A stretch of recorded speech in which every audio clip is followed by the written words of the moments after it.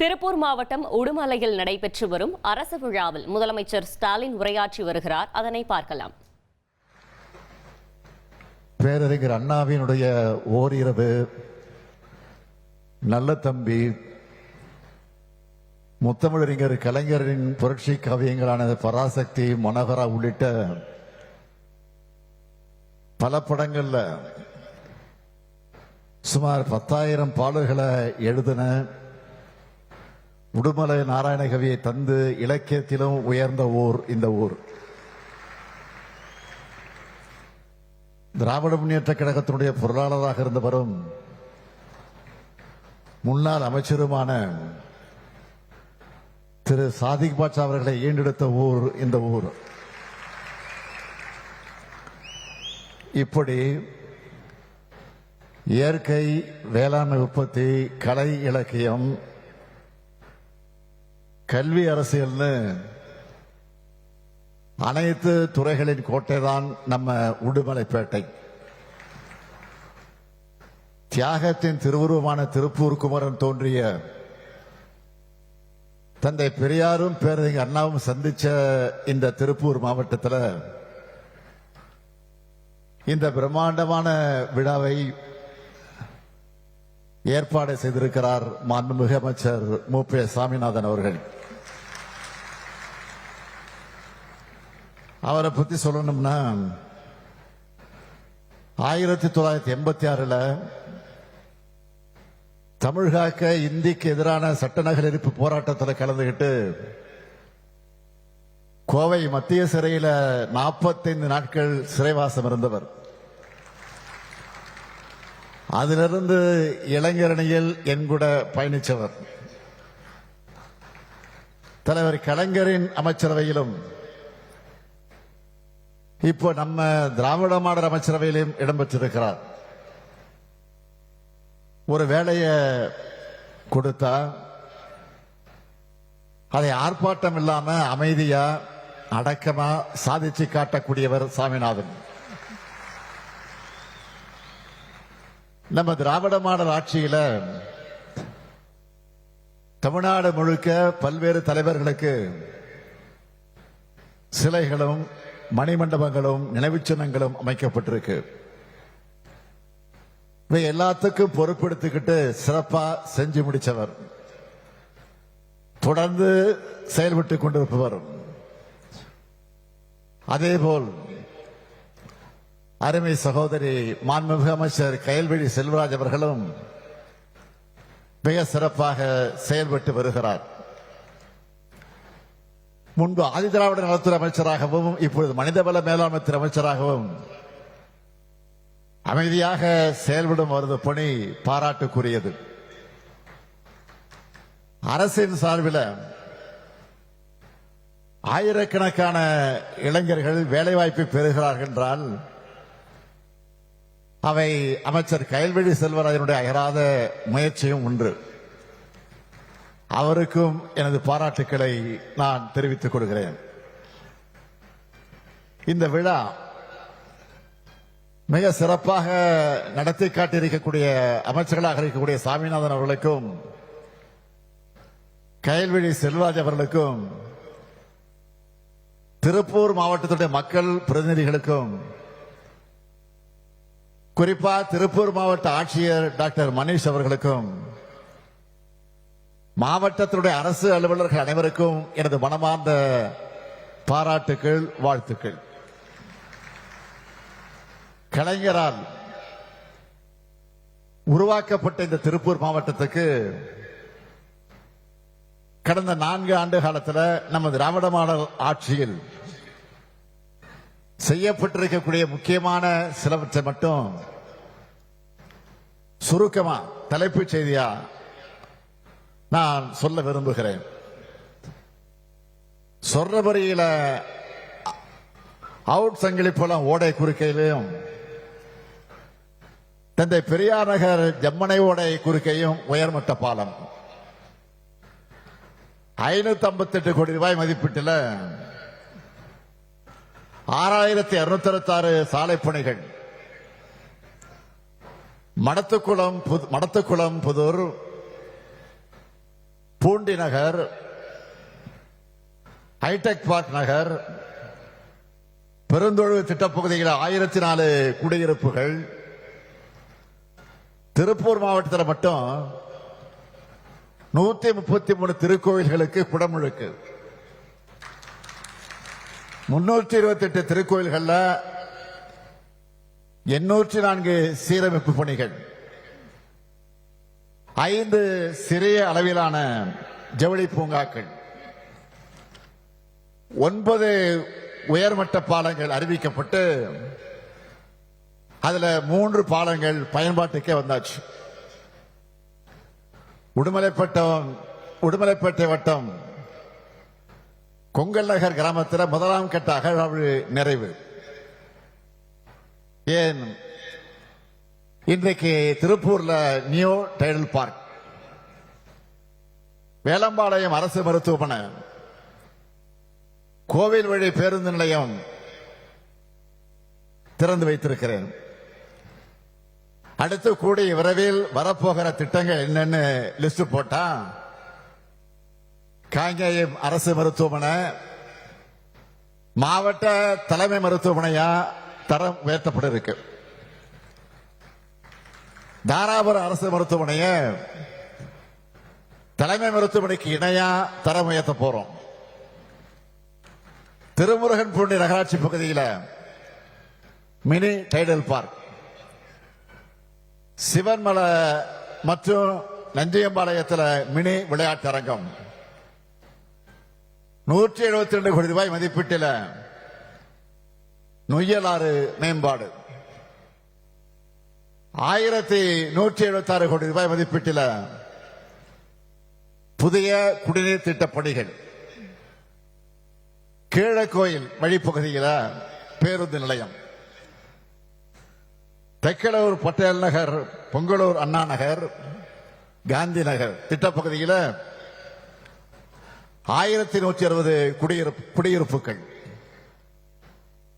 பில்லூர் நீர்த்தேக்கத்தை ஆதாரமாக கொண்ட குடிநீர் மேம்பாட்டு திட்ட புனரமைப்பு திட்டம், முத்தூர், காங்கேயம் 3 நகராட்சிகள், 6 பெருராட்சிகள் மற்றும் 86 ஊராட்சிகளை உள்ளடக்கின 1790 குடியிருப்புகளான கூட்டு குடிநீர் திட்ட புனரமைப்பு திட்டம். காங்கேயம், வெள்ளகோயில், தாராபுரம், குண்டடம், பொங்கலூர், பல்லடம், மூலனூர் ஆகிய 7 ஊராட்சி ஒன்றியங்களுக்கு கூட்டு குடிநீர் திட்டம். இப்படி இன்னும் நிறைய இருக்கு. மொத்தமா சொல்லணும்னா 10,491 கோடி ரூபாய் மதிப்பிலான வளர்ச்சிப் பணிகள், நலத்திட்ட உதவிகள் திருப்பூர் மாவட்டத்திற்கு செய்யப்பட்டிருக்கு. இவ்வளவு சாதனைகளையும் 4 ஆண்டுகள்ல நம்ம திருப்பூருக்கு நாம செஞ்சிருக்கிறோம். ஆனா அதிமுக ஆட்சியில திருப்பூரின் வளர்ச்சிக்காக குறிப்பிட்டு சொல்லும்படியா ஏதாவது செஞ்சிருக்காங்களா? அதிமுக ஆட்சி காலத்தில் திருப்பூர் எந்த அளவுக்கு புறக்கணிக்கப்பட்டுச்சு என்பதற்கு ஒரே ஒரு எடுத்துக்காட்டை மட்டும் நான் சொல்ல விரும்புகிறேன். 2006 முதல் 2011 வரையிலான கழக ஆட்சியில திருப்பூரினுடைய போக்குவரத்து நெரிசலை குறைப்பதற்காக அன்றைக்கு முதலமைச்சராக இருந்த தலைவர் கலைஞர் அவர்கள் 3 ரயில்வே பாலங்கள் உட்பட 5 பாலங்களை கட்டுவதற்கு ஆணையிட்டார். ஆனா 2011ஆம் ஆண்டு அதிமுக ஆட்சிக்கு வந்த உடனே அந்த பணிகளை எல்லாம் முடக்கிட்டாங்க. 2021ஆம் ஆண்டு மீண்டும் கழகம் ஆட்சி மலர்ந்ததுக்கு பிறகுதான் மீண்டும் அந்த பணிகளை முழு வீச்சில் இப்ப நம்ம செஞ்சுட்டு வரோம்.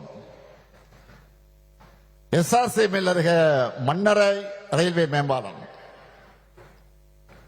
திருப்பூர் சிக்கண்ணா அரசு கலைக்கல்லூரி அமைச்சிருக்கக்கூடிய கல்லூரி சாலையிலிருந்து மங்கள சாலை வரை ரயில்வே மேம்பாலம், திருப்பூர் யூனிவர்சல் தியேட்டர் பகுதியில் இருந்து மாநகராட்சி பூங்கா வர சுரங்க பாலப்பணிகள் ஆகியவை நடைபெற்று வருது. அத்திக்கடவு அபிநாசி திட்டத்தை பொறுத்த வரைக்கும் மக்கள் மன்றத்திலே பேசணும், சட்டமன்றத்திலே நாம தொடர்ந்து குரல் கொடுத்தோம். அதற்கு பிறகு நாம் ஆட்சிக்கு வந்து பணிகளை முடிச்சு தொடங்கி வச்சிருக்கிறோம். அதே போல கோவை, திருப்பூர் மாவட்டங்களுடைய வேளாண்மைக்கு மிக மிக அடிப்படையாக இருக்கிறது பரம்பிக்குளம் ஆழியாறு திட்டம். பெருந்தலைவர் காமராஜர் ஆட்சி காலத்திலிருந்து இது உருவாக்கப்பட்டுச்சு. இந்த மகத்தான திட்டத்தை உருவாக்கின பெருமக்களுக்கு நம்ம திராவிட மாடல் அரசு சிறப்பு செய்கிற வகையில நினைவகம் அமைச்சிருக்கு. இந்த நிகழ்ச்சியை முடிச்சிட்டு அடுத்து அங்கதான் நாங்கெல்லாம் போக போறோம். 4 லட்சம் ஏக்கர் பரப்புக்கு பாசனம் தரும் பரம்பிக்குளம் ஆழியார் திட்டம் அமைய காரணமான பெருந்தலைவர் காமராஜர், முன்னாள் அமைச்சர் சி சுப்பிரமணியம் அவர்கள், மரியாதைக்குரிய வி கே பழனிசாமி கவுண்டர் அவர்கள், பெரியவர் பொள்ளாச்சி மகாலிங்கம் அவர்கள், இந்த 4 சிலைகளுடன் கூடிய அரங்கத்தை நம்ம அரசு அமைச்சிருக்கு. இந்த திட்டத்தை உருவாக்க வேண்டும் என்று தியாகி வி கே பழனிசாமி அவர்களும் பொள்ளாச்சி மகாலிங்கம் அவர்களும் பெரும் முயற்சி எடுத்தாங்க. இந்த திட்டத்தை செயல்படுத்தலன்னா பதவி விலகிவிடுவேன் என்று பெருந்தலைவர் காமராஜர் அவர்களே சொன்னவர் வி கே பழனிசாமி கவுண்டர் அவர்கள். அதனால்தான் அவங்க திருவுருவச் சிலையை அரங்கத்தில் வச்சிருக்கிறோம். இந்த திட்டப்பணியின் போது ஏற்பட்ட விபத்தில் ஆக்சிடென்ட், அப்படி விபத்தில் உயிர் நீத்தவர்களுக்கும் ஆழியாறில் அமைக்கப்பட்டிருக்கக்கூடிய அரங்கத்தையும் திறந்து வைக்க இருக்கிறோம். பரம்பிக்குளம் ஆழியார் திட்டம் தொடங்கப்பட்டு அக்டோபர் 7ஆம் தேதியை பரம்பிக்குளம் ஆழியார் திட்ட நாளாக அறிவிச்சு ஆண்டுதோறும் கொண்டாடி வர்றதும் நம்ம திராவிட மாடல் ஆட்சி தான். செஞ்சு முடிச்ச சாதனைகளை, செய்யப்பட்டு வரக்கூடிய திட்டங்களை பற்றி நான் சொன்னேன். ஆனா என்னதான் இருந்தாலும் உங்க மாவட்டத்துக்கு வந்துட்டு, திருப்பூர் மாவட்டத்துக்கு வந்துட்டு புதிய அறிவிப்புகளை வெளியிடாம போக முடியுமா? சாமிநாதன் விட மாட்டார், கைல்வெளி செல்வராஜன் விட மாட்டார், நீங்களும் விட மாட்டீங்க. அதையெல்லாம் மனசில் வச்சுக்கிட்டு சில அறிவிப்புகளை வெளியிட விரும்புகிறேன். முதலாவது அறிவிப்பு, பரம்பிக்குளம் ஆழியாறு பாசன திட்டத்தின் அடுத்த கட்டமான நீராறு, நல்லாறு மற்றும் ஆனைமலையாறு திட்டமானது திருப்பூர் மற்றும் கோவை மாவட்ட விவசாயிகளுடைய நீண்டகால கோரிக்கையாக இருந்து வருது. அதை செயல்படுத்த கேரள மாநில அரசு கிட்ட பேச்சுவார்த்தை நடத்த நடவடிக்கைகள் எடுத்து வர்றோம். நம்ம விவசாயிகளுடைய இந்த கனவு திட்டம் விரைவில் செயல்படுத்தப்படும். இரண்டாவது திட்டம், இரண்டாவது அறிவிப்பு, பரம்பிக்குளம் ஆழியாறு பாசன திட்ட பாசன பகுதியில் பல வாய்க்கால்கள் நீண்ட காலமாக தூர்வாரப்படாம இருக்கு. அது குறித்து பாசன சங்க தலைவர்கள் விவசாயிகளும் என்கிட்ட சொன்னாங்க. அவங்க கோரிக்கை ஏற்று வாய்க்கால்களை தூர்வாரும் பணிகளுக்காக இந்த ஆண்டு 10 கோடி ரூபாய் ஒதுக்கீடு செய்யப்படும். மூன்றாவது அறிவிப்பு, திருப்பூர் மாநகரத்தில் மாணவர்கள் மற்றும் இளைஞர்களுக்கு பயனளிக்கிற வகையில் நவீன வசதிகளுடன் கூடிய மாவட்ட மைய நூலக கட்டணம் 9 கோடி ரூபாய் செலவில் அமைக்கப்படும். திருப்பூர் மாநகராட்சி அமர்ஜோதி கார்டன் பகுதியில் பல்நோக்கு விளையாட்டு அரங்கம் 5 கோடி ரூபாய் செலவில் அமைக்கப்படும். நாலாவது அறிவிப்பு, காங்கேயம் ஊராட்சி ஒன்றியத்தில் குடிநீர் வழங்கலை மேம்படுத்த பரஞ்சோதி, சிவன்மலை, கீரனூர் ஊராட்சிகளில் 11 கோடி ரூபாய் செலவில் புதிய திட்டங்கள் செயல்படுத்தப்படும். ஐந்தாவது அறிவிப்பு, தாராபுரம் வட்டத்தில் இருக்கிற வேளாண் பெருமக்கள் பயன்பெறும் வகையில் நஞ்சியம்மாபாளையம் கிட்ட உப்பாற்றின் குறுக்க 7 கோடி 60 லட்சம் ரூபாய் மதிப்பிட்ட புதிய தடுப்பணை கட்டப்படும். ஆறாவது அறிவிப்பு, ஊத்துக்குடி வட்டத்தில் 6.5 கோடி ரூபாய் மதிப்பிட்ட புதிய வெண்ணெய் தயாரிக்கக்கூடிய தொழிற்சாலை அமைக்கப்படும். ஏழாவது அறிவிப்பு, உடுமலைப்பேட்டை பகுதியிலிருந்து வந்து சட்டத்துறை அமைச்சராக பதவியேற்று உடுமலைப்பேட்டை அரசு கல்லூரி அமைக்க 25 ஏக்கர் நிலம் கொடுத்தவருமான மாண்புமிகு எஸ்.ஏ. சாதிக் பாட்சாவுடைய பெயரில் தாஜ் தியேட்டர் அருகில் இருக்கக்கூடிய சாலைக்கு அவருடைய பெயர் சூட்டப்படும். இது மட்டுமல்ல, இன்று காலை அமராவதி கூட்டுறவு சர்க்கரை ஆலை செயல்படாமல் இருப்பதை சுட்டிக்காட்டி விவசாயிகள் என்னிடத்தில் மனு அளித்தார்கள். அது குறித்து ஆராய்ந்து பரிந்துரை வழங்க விரைவில் ஒரு வல்லுநர் குழு அமைக்கப்பட்டு நிச்சயமாக நடவடிக்கை எடுக்கப்படும். இன்றைக்கு பார்க்கிறோம், எதிர்க்கட்சி தலைவர் திரு பழனிசாமி அவர்கள் இந்த பகுதிக்கு வந்தா மட்டும் தன்னை மேற்கு மண்டலத்துக்காரன்னு சொல்லிக்கிறார். ஆனா உறுதியோடு சொல்றேன், பழனிசாமி அவருடைய ஆட்சி காலத்தை விட நம்ம திராவிட மாடல் ஆட்சியில தான் மேற்கு மண்டலத்தோட அனைத்து துறை வளர்ச்சிக்கும் அதிக திட்டங்கள் சாதனை செய்யப்பட்டிருக்கு. தொடர்ந்து செய்யப்படும் செஞ்சுக்கிட்டே இருப்போம். இன்னும் தொடர்ந்து நாங்க தான் செய்ய போறோம். அது எந்த மாற்றம் கிடையாது. அதனால சொல்றேன், எந்த தைரியத்தில் எதிர்க்கட்சி தலைவர் இந்த பகுதியிலிருந்து தன்னுடைய பிரச்சாரம் தொடங்கினான்னு எனக்கு புரியல. ஆனா நிச்சயமா சொல்றேன், அதிமுகவோட 2026 தேர்தல் தோல்வி இங்கிருந்து தான் தொடங்க போகுது.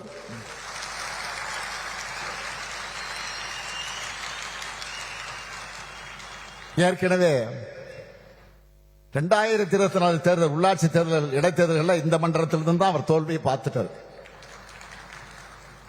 அதுதான் வர சட்டமன்ற தேர்தலையும் தொடர போகுது. ஊரா சுந்தரம் பஸ்ல போய், சுந்தரம் டிராவல்ஸ் பஸ்ல போய் பொய்களை கத்தி கத்தி உறக்க பேசினா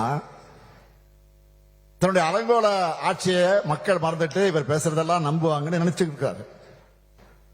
ஆனா அவர் ஆசையில மண் விழுற மாதிரி உங்களுடன் ஸ்டாலின், நலங்காக்கு ஸ்டாலின், நம்ம அரசோட திட்டங்கள் மக்கள் கிட்ட பெரிய இட்டாயிடுச்சு. அந்த வைத்தறிச்சல்ல தான் திமுக அரசு மேலும் மேலும் ஸ்கோர் பண்ணிவிடக் கூடாது, மக்களுக்கு நன்மை நடந்துடக்கூடாதுன்னு மக்கள் நலத்திட்டங்களுக்கு தடை விதிக்க நீதிமன்றம் போனாரு. ஆனா நீதிமன்றம் என்ன சொன்னது?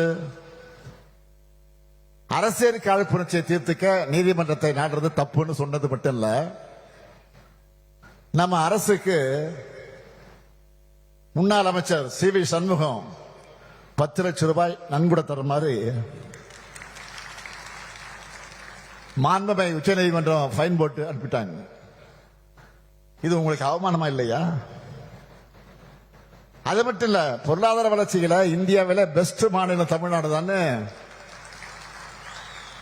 நாங்க சொல்லல. அவங்க கூட்டணியில் இருக்கக்கூடிய ஒன்றியத்துடைய பாஜக அரசு அறிக்கையை கொடுத்திருக்கு. இப்படி தொடர்ந்து அவருக்கு அடிமேல் அடிவிடுது.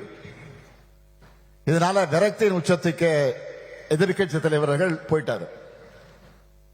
அதனாலதான் முதலமைச்சர் மக்கள் அளிச்ச பொறுப்புக்கு கூட மரியாதை தராம தரந்தாழ்ந்து என்ன ஒருமையில பேசிட்டு வர்றாரு. அதை பத்தி எல்லாம் நான் கவலைப்படல.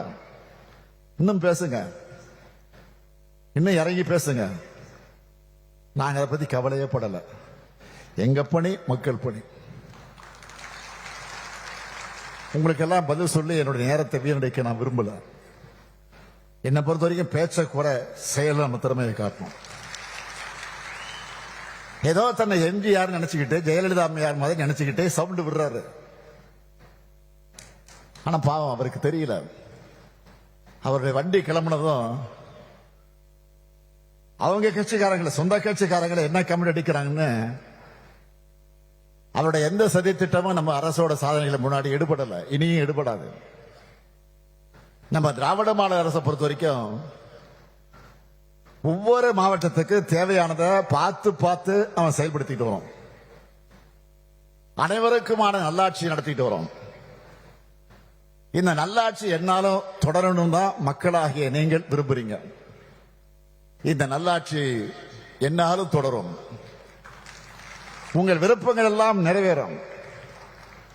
திராவிட மாடல் 2.0 இதுவரை அடையாத புதிய உச்சங்களை தமிழ்நாடு நிச்சயம் அடையும். இது உறுதி உறுதி உறுதி. இத உங்களோடு சேர்ந்து முத்துவேல் கருணாநிதி ஸ்டாலினும் உறுதியெடுக்கிறான். நன்றி, வணக்கம். பரம்பிக்குளம் ஆழியாறு பாசன வாய்க்கால்கள் தூர்வாரும் பணி, மாவட்ட மைய நூலகம், பல்நோக்கு விளையாட்டு அரங்கம், ஊத்துக்குழியில் புதிய வெண்ணெய் தயாரிக்கும் தொழிற்சாலை உள்ளிட்ட திருப்பூர் மாவட்டம் உடுமலையில் நடைபெற்று வரும் அரசு விழாவில் முதலமைச்சர் ஸ்டாலின் உரையாற்றிய காட்சிகளை நாம் தற்போது பார்த்தோம்.